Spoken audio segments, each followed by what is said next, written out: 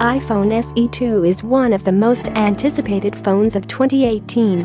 Rumors and reports abound about the phone. We took a look at all of them earlier this month, yet Apple hasn't formally announced it. In the meantime, concept creator created a concept what we hope will be the iPhone SE 2 because it looks amazing.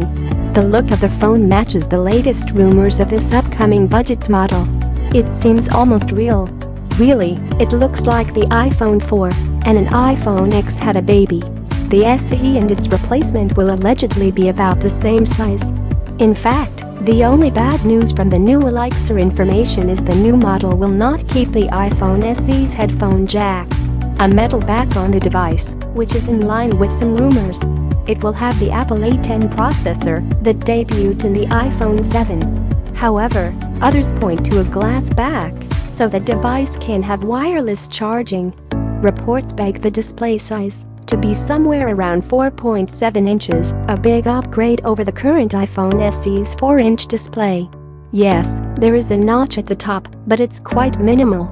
It looks much smaller than the one on the iPhone X, contributing to how beautiful the display looks.